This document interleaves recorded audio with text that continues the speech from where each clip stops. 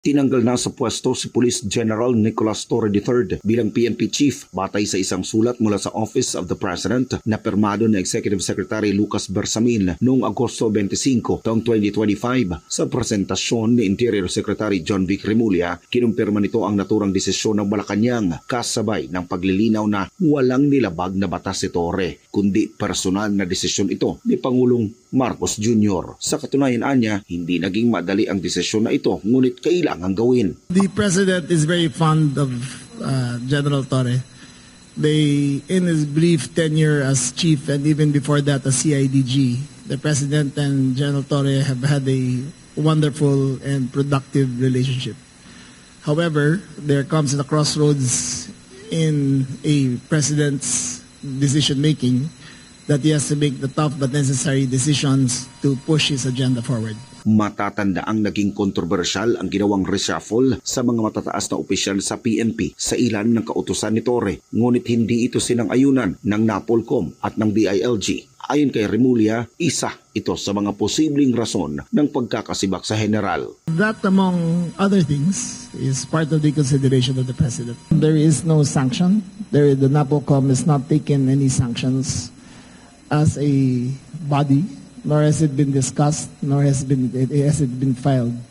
This is a personal decision of the President, and he has, after careful perusal of the facts, the order came from the Office of the President and not the NAPOLCOM. Sa personal naman na ugnayan na Remulla kay Torre, iginit itong wala silang naging hidwaan ng general. No, never.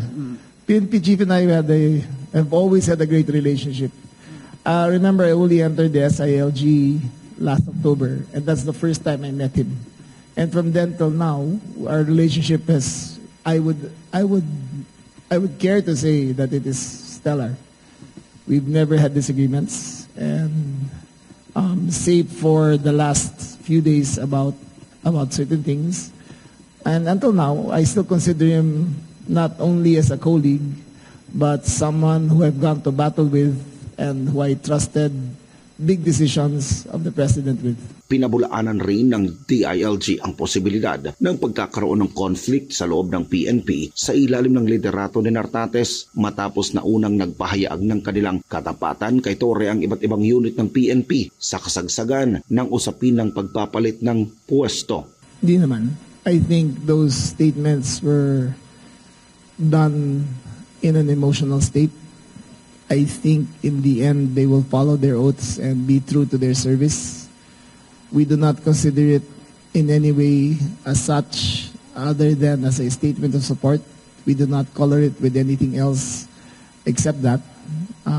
So we do not expect anything different from the service after this turnover occurs. Samantala, naging maingay ang pangalan ni Torre kasunod ng mga kontrobersyal na operasyon nito, kabilang na ang marahas na implementasyon ng warrant of arrest sa KOJC leader na si Pastor Apollo C. Kibuloy. Matatanda ang nagdulot ito ng malagim na karanasan para sa mga miyembro ng KOJC dahil sa kawalan ng hustisya at mapang-abusong pagkilos ng halos libo-libong pulis na lumusob sa compound ng KOJC sa Davao City. Sinundan ito ng isa pang marahas na pagdakip kay dating Pangulong Rodrigo Duterte.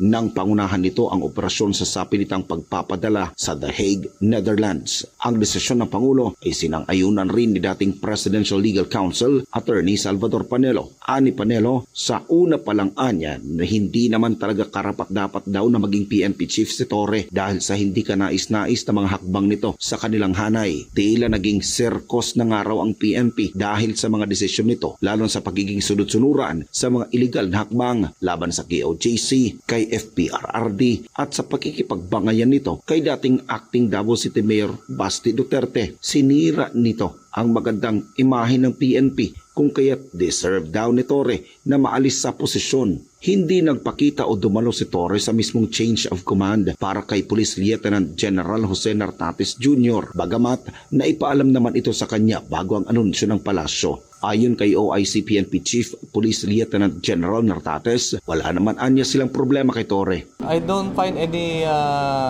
conflict or maaway, no? Basta we follow orders.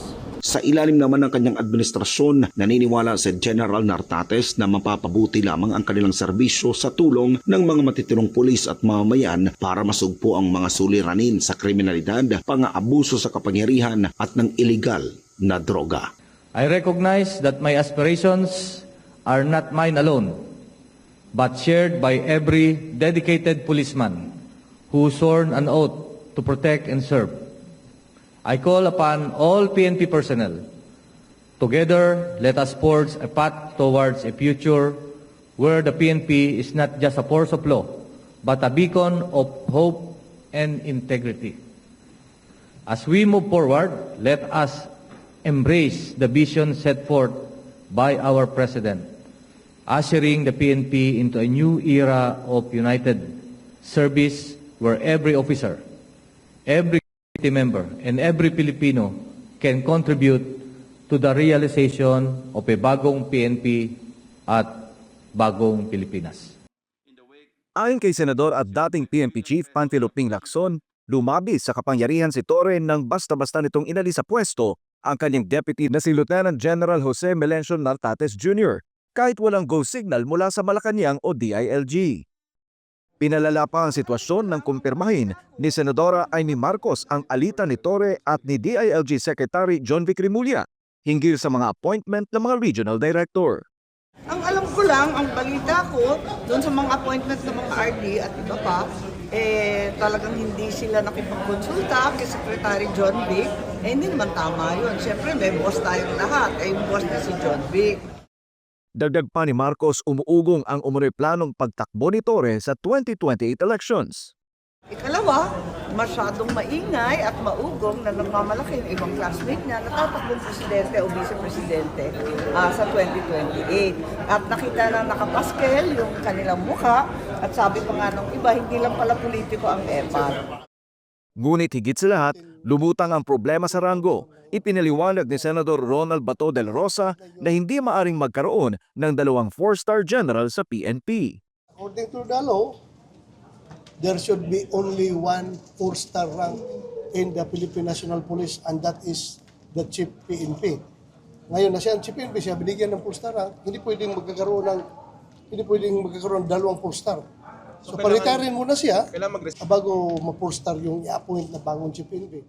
Ayon kay Senator Bato, kung hindi kusang magretiro si Torre, mananatili siyang naka-floating status pero patuloy na sa sahod. Sa kabila nito, mabigat ang damdamin ni De La Rosa sa sinimbak na general. Galit ako sa kanya, sa ginawa niya kay Pastor Apollo Kibuloy at kay President Duterte. Pero ngayon naawa ako sa kanya dahil after nung ginawa niya lahat-lahat, binigyan siya ng posisyon, tapos sinibak lang rin siya. Galit ako na naawa ako sa kanya. Samantala, iginit naman ni Senate President Chis Escudero na prerogative ng Pangulo ang pagtanggal kay Torre.